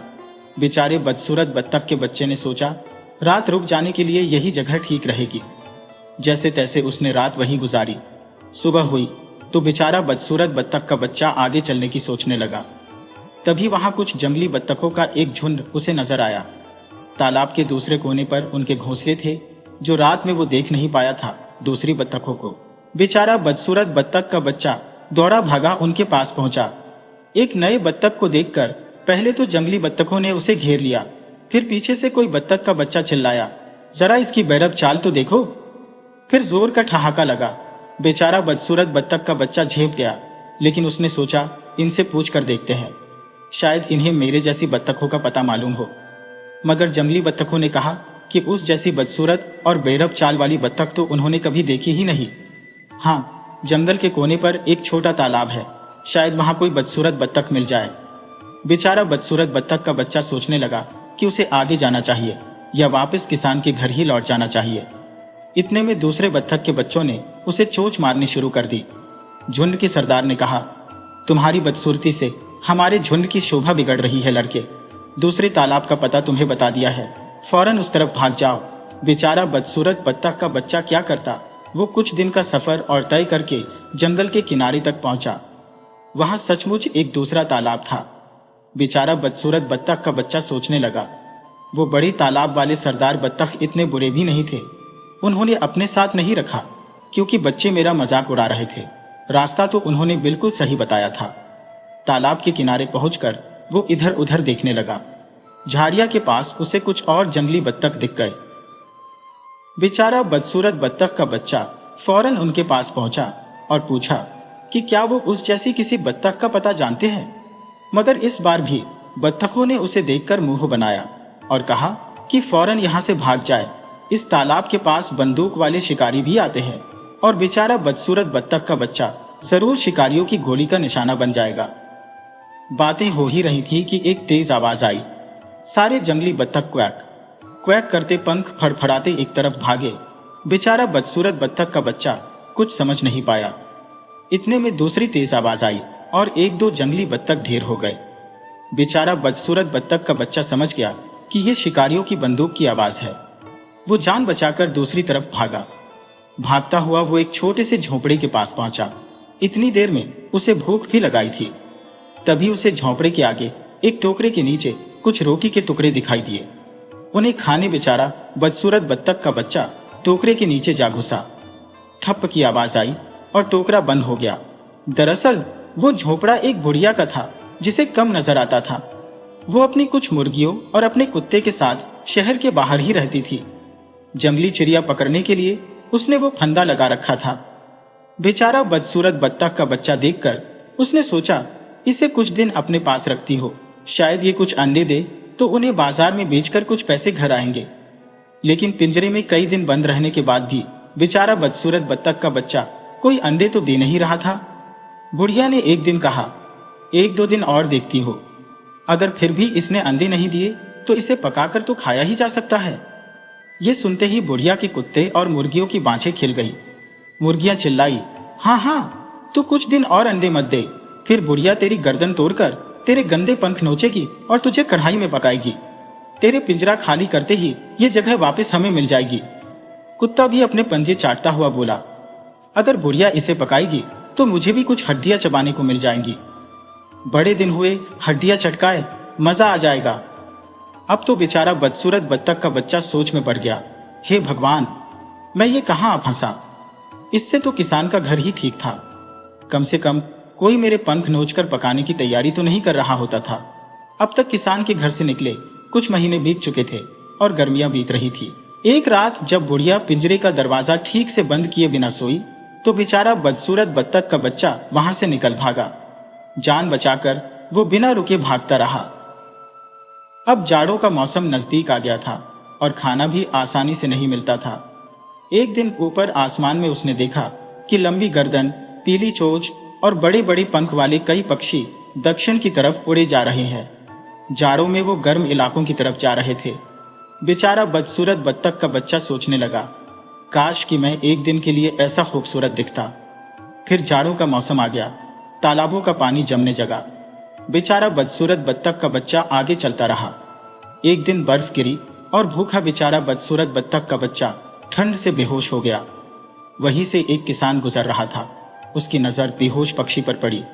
उसने उठाकर अपने झोले में डाला और सोचा, ये बच्चों के लिए अच्छा खिलौना होगा। किसान की गर्म झोपड़ी में बेचारा बदसूरत बत्तख का बच्चा होश में आया। किसान के बच्चों ने कुछ दाना पानी दिया तो उसकी जान में जान आई। इस तरह बर्फबारी में भी बेचारा बदसूरत बत्तख का बच्चा जिंदा बच गया। लेकिन किसान गरीब था और अगली वसंत ऋतु आने तक बेचारा बदसूरत बत्तख का बच्चा इतना बड़ा हो गया था कि किसान और उसके बच्चों को उसे झोपड़ी में रखने में दिक्कत होने लगी। एक दिन सबने सोचा, इसे घर में रखना अब ठीक नहीं। अगली सुबह किसान ने उसे एक झोले में डाला और पास ही मौजूद राजा की झील में फेंक आया। बेचारा बदसूरत बत्तख का बच्चा कई दिन से पानी से दूर रहा था।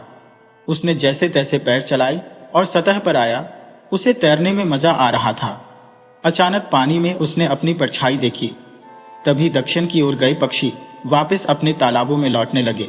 लंबी गर्दन, पीली चोंच और बड़े पंखों वाले हंस भी घर लौटे। फिर बेचारा बदसूरत बत्तख का बच्चा समझ पाया कि वो बत्तख तो था ही नहीं, वो तो हंस था। हंसों के झुंड ने उसे घेर लिया। तुम कहाँ गायब रहे? हमारे साथ दक्षिण तो गए नहीं थे तुम? क्या तुम किसी और झुंड के हो? सबने अलग अलग सवाल पूछा। वो बत्तखों से कई गुना खूबसूरत हो चुका था।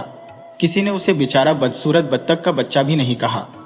हंसते हुए वो नया हंस बोला, ये तो एक लंबी कहानी है। हंस की चाल पर फिदा राजकुमारी और उसकी सहेलियां भी उसे खिलाने, उससे खेलने आती।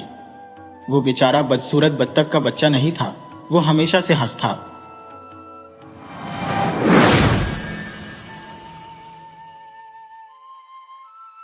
प्रत्येक दिन दोपहर को जब लड़के स्कूल से पढ़कर लौटते थे तो वे राक्षस के बगीचे में खेलने के लिए जाया करते थे। यह बगीचा बड़ा और सुंदर था, जिसमें मुलायम हरे घास की मखमल बिछी हुई थी। इधर उधर घास पर सुंदर पुष्प आसपास के सितारों की तरह जड़े हुए थे। बगीचे से बाहर मौलश्री के वृक्ष थे, जिसमें बसंत ऋतु में गुलाबी और मोती के समान श्वेत मृदुल कलिकाएं प्रस्फुटित होती थी। शरद ऋतु में जिन वृक्षों में बढ़िया फल लगते थे, चिड़िया इन वृक्षों पर बैठती थी और मधुर राग में गाया करती थी। बच्चे उन्हें सुनने के लिए अपना खेल स्थगित कर दिया करते ही हम यहाँ कितने सुखी हैं, वे एक दूसरे से कहा करते। एक दिन राक्षस वापस आया। वह अपने एक मित्र को देखने गया था और 7 साल उसके यहाँ रहा था। जब 7 साल व्यतीत हो चुके और जब राक्षस वह सब कह चुका जो उसे अपने मित्र से कहना था, क्योंकि उसका वार्तालाप सीमित था, तब उसने अपने दुर्ग को वापस जाने की सोची। जब वह वापस आया तो उसने छोटे छोटे बालकों को अपने बगीचे में खेलते पाया। तुम वहां क्या कर रहे हो? राक्षस ने बड़ी ही रोकी आवाज में कहा, और जिसे सुनकर सब लड़के भाग गए। मेरा बगीचा है। ये कोई बतलाने की बात नहीं है और मैं इसमें अपने के अलावा किसी दूसरे को नहीं खेलने दूंगा, राक्षस ने कहा। इसके बाद उसने बगीचे के चारों तरफ एक ऊंची दीवार खड़ी की और एक नोटिस बोर्ड लगा दिया जिसमें लिखा था, आम रास्ता नहीं, और जो इस आज्ञा को नहीं मानेगा और प्रवेश करेगा वह जुर्म का भागी होगा। वह सचमुच में बड़ा स्वार्थी राक्षस था। बेचारे बच्चों को खेलने के लिए अन्य कोई स्थान नहीं था। उन्होंने सड़क पर खेलने की चेष्टा की, लेकिन सड़क धूल से भरी हुई थी और जिस पर पत्थर भी पड़े हुए थे। इस कारण बच्चे उसे पसंद नहीं करते थे। वे बगीचे की ऊंची दीवार के चारों तरफ चक्कर लगाते थे और भीतर के सुंदर बगीचे की चर्चा किया करते थे। स्कूल से लौटते वक्त वे एक दूसरे से कहा करते, हम बगीचे में कितने खुश रहते थे। तब बसंत ऋतु आई और सब कहीं छोटी छोटी कलिकाएं और नन्ही नन्ही चिड़िया देखने लगी। केवल स्वार्थी राक्षस के बगीचे में अब भी शीत ऋतु थी। चिड़ियों ने बगीचे में गीत नहीं गाए क्योंकि वहां कोई बच्चे खेलने नहीं आते थे और वृक्षों में भी नई कोंपलें नहीं फूटी थी। एक दिन घास में से एक सुंदर फूल उगा, लेकिन जब उसने राक्षस के बगीचे की वह सूचना देखी तो उसे बच्चों पर इतना दुख हुआ कि वह फिर से जमीन पर गिरकर मुरझा गया। इस सूचना से जिन लोगों को प्रसन्नता हुई वे थे बर्फ और कोहरा। उन्होंने कहा, बसंत ऋतु इस बगीचे को अपना वरदान देना भूल गई है, इसलिए हम लोग साल भर यहीं रहेंगे। तत्पश्चात बर्फ ने सारी घास को अपने सफेद लबादे से ढक दिया और कोहरे ने सभी पेड़ों पर सफेदी पोत दी। तब उन्होंने उत्तरी हवा को बुलाया और वह आ गई। यह हवा दिन रात बगीचे में बड़े जोर और आवाज के साथ बहा करती और इसने मकानों की चिमनी को गिरा दिया और कहा, यह तो बहुत अच्छी जगह है और हमें यहाँ ओलों को बुलाना चाहिए। कुछ समय बाद ओले भी आए और वे राक्षस के महल की छत पर प्रतिदिन 3 घंटे तब तक बरसते रहे जब तक कि उसकी लगभग सभी चीजें नहीं टूट गईं। तत्र वह बगीचे में चारों ओर खूब तेजी से दौड़ धूप कर नाचता रहा। मुझे यह समझ में नहीं आता कि मेरे बाग में बसंत का उदय क्यों नहीं हो रहा है। खिड़की पर बैठकर बर्फ के समान सफेद दिखते हुए बगीचे की ओर निहारते हुए राक्षस ने कहा, मैं आशा करता हूं कि कुछ दिन में ऋतु परिवर्तन अवश्य होगा, लेकिन बगीचे में न तो बसंत ऋतु ही आई और न ग्रीष्म ऋतु ही आई। शरद ऋतु ने सभी बगीचों में सुनहले फल खोल दिए, परंतु राक्षस के बगीचे के लिए अब भी कुछ न मिल सका। शरद ने कहा, यह राक्षस बहुत स्वार्थु है, इसलिए इस बगीचे में सदा ही शिशिर का राज्य रहा और बर्फ, कोहरा, ओले और उत्तरी हवाएं यहां अपनी क्रीड़ाएं करती रही। एक दिन सुबह जब राक्षस अपने बिस्तर पर लेटा हुआ जाग रहा था तो उसने एक मोहक गीत सुना। इसकी ध्वनि इतनी मधुर थी कि उसने सोचा कि शायद राजा के गायक गण इस मार्ग से जा रहे हैं। सचमुच ही उसकी खिड़की के बाहर एक कोयल गाना गा रही थी, लेकिन उसने यह गाना इतने अधिक दिनों बाद सुना था कि आज उसे यह पक्षी गायन संसार का सबसे सुंदर संगीत प्रतीत हुआ। इस संगीत के बाद ही ओलों ने उसके सिर पर बरसना बंद कर दिया और उत्तरी हवा ने भी अपना गर्जन बंद कर दिया। इसके बदले उसके खिड़की के खुले अंगों में से एक से सुंदर महक आने लगी। तब उसने कहा, मैं सोचता हूं कि आखिर बसंत आ ही गई। यह कहकर वह बिस्तर से उछल पड़ा और चारों तरफ देखने लगा। पर उसने क्या देखा? उसने एक बहुत ही आश्चर्यजनक दृश्य देखा। उसके दुर्ग की चाहर दीवारी में एक छोटा सा छेद था जिसमें से कुछ लड़के रेंग रेंग कर दुर्ग में घुस आए और वहां के बगीचे में लगे वृक्षों की डालियों पर बैठे हुए थे। वह जितने पेड़ देख सकता था उसने देखे और प्रत्येक पर एक न एक बालक बैठा पाया। बहुत दिनों के बाद बच्चों को अपने ऊपर बैठा हुआ देख पेड़ इतने प्रसन्न हुए कि उनमें फूल उगाए। बच्चों के सिरों पर पत्तों से भरी शाखाएं लहराने लगी। पक्षीगण भी अब इधर उधर घूम रहे थे और प्रसन्नता से अपनी कूकें मार रहे थे और हरी घास में से फूल भी धीरे धीरे हंसते हुए से उदित हो रहे थे। यह बहुत ही सुंदर दृश्य था। इसके साथ ही बगीचे की एक कोने में अब भी शिशिर थी। यह कोना दुर्ग में बने हुए महल के सबसे अधिक दूर पर था। यहाँ एक छोटा लड़का खड़ा हुआ था। इतना छोटा था कि वह पेड़ों की डालियों तक नहीं पहुंच सकता था और वह अपनी इस असफलता से झुंझलाकर इधर उधर घूमता हुआ रो रहा था। बेचारे वृक्ष पर भी काफी कोहरा और बर्फ ढंका हुआ था। उत्तरी हवा भी इसके ऊपर तूफानी वेग से मंडरा रही थी। बच्चे, मेरे ऊपर चढ़ जाओ, वृक्ष ने बालक से कहा और अपनी डालें इतनी नीचे झुका ली जितना कि संभव था, परंतु बच्चा फिर भी न चढ़ सका क्योंकि वह बहुत ही छोटा था। यह देखकर राक्षस का हृदय द्रवित हो उठा। उफ, मैं कितना स्वार्थी रहा हूं। अब मैं समझा कि बसंत मेरे यहाँ क्यों नहीं ठहरती। अब मैं इस बच्चे को वृक्ष के शिखर पर बैठाऊंगा और वहां से अपनी दीवार का दरवाजा खटखटाऊंगा, और तब मेरा बगीचा हमेशा बच्चों के खेल का मैदान बन जाएगा। वह वास्तव में अपनी करनी पर बहुत दुखी हो रहा था। अब वह सीढ़ी से उतरकर नीचे आया और धीरे से अपने सामने वाला दरवाजा खोलकर बगीचे में चला गया। लेकिन लड़कों ने ज्यों ही उसे देखा, वे उससे इतना डर गए कि वे देखते ही भाग गए और बगीचे में पुनः शिशिर ऋतु का राज्य छा गया। केवल वही एक छोटा लड़का बचा जो दौड़कर भाग नहीं सका, क्योंकि उसकी आंखें आंसुओं से भरी थी, इसलिए वह राक्षस को आते हुए न देख सका। राक्षस ने इसी बच्चे को चुपके से पीछे से जाकर पकड़ लिया और उसे प्यार भरे हाथों से लेकर वृक्ष के शिखर पर बैठा दिया। उसके ऐसा करते ही पेड़ में फूल लग गए और पक्षीगण वहां आकर कूकने लगे। छोटे बच्चे ने भी अपने दोनों हाथ फैलाकर राक्षस के गले में डाल दिए और उसे चूम लिया। जब दूसरे लड़कों ने यह सब देखा तो समझ लिया कि राक्षस अब दुष्ट नहीं रहा है, और वे दौड़कर बगीचे में आए और उनके साथ बसंत ने भी अपने चरण वहां रखे। और उनको देखकर राक्षस ने कहा, प्यारे बच्चों, अब यह तुम्हारा ही बगीचा है। और उसकी कुदाली लेकर दुर्ग की दीवार को तोड़ डाला। 12 बजे दिन को जब सब लोग बाजार जा रहे थे, उन्होंने देखा कि राक्षस एक बड़े ही सुंदर बगीचे में बच्चों के साथ खेल रहा है। सारे दिन वे खेलते रहे और शाम के वक्त वे राक्षस से विदा लेने के लिए आए। लेकिन तुम्हारा छोटा साथी कहाँ है? मेरा मतलब उस बच्चे से है जिसे मैंने पेड़ पर चढ़ा दिया था, उसने कहा। राक्षस उसे सबसे अधिक प्यार करता था क्योंकि उस बच्चे ने उसे चूमा था। हमें उसका पता नहीं है, बहुत संभव है कि वह चला गया हो, बच्चों ने कहा। तुम लोग उससे यहां कल आने के लिए कह देना, राक्षस ने कहा। लेकिन बच्चों ने जवाब दिया, हम नहीं जानते हैं कि वह कहां रहता है और न हमने उसे इसके पहले कभी देखा ही है। यह सुनकर राक्षस बहुत दुखी हुआ। प्रतिदिन दोपहर को जब स्कूल की छुट्टी हो जाती थी, तब बच्चे आते और राक्षस के साथ खेला करते थे।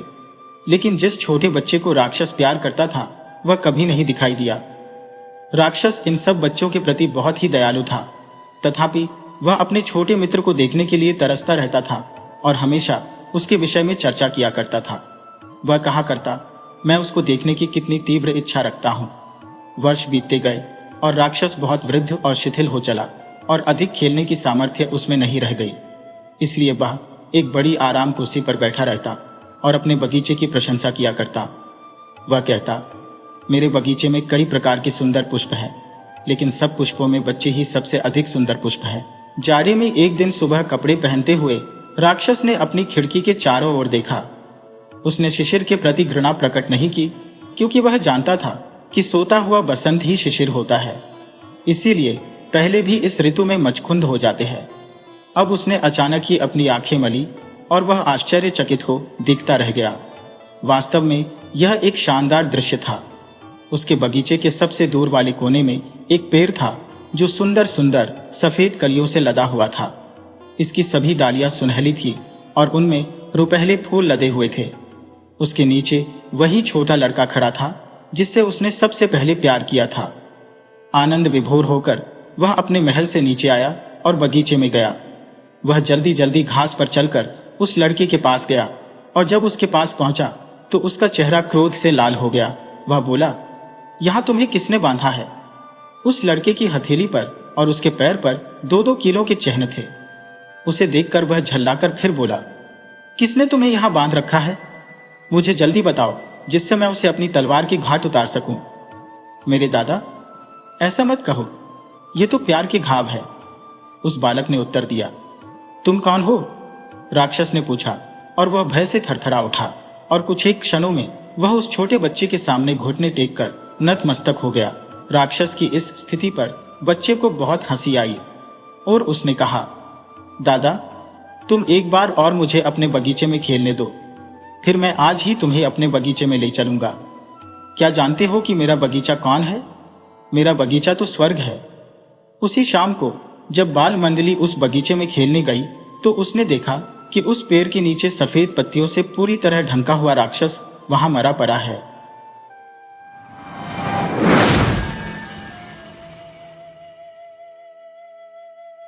वीडियो अच्छी लगे हो तो इसे लाइक करें और ऐसी ही मजेदार कहानियों के लिए चैनल को सब्सक्राइब करें और बेल आइकन दबाएं। ज़्यादा से ज़्यादा अपने दोस्तों को शेयर करें। धन्यवाद।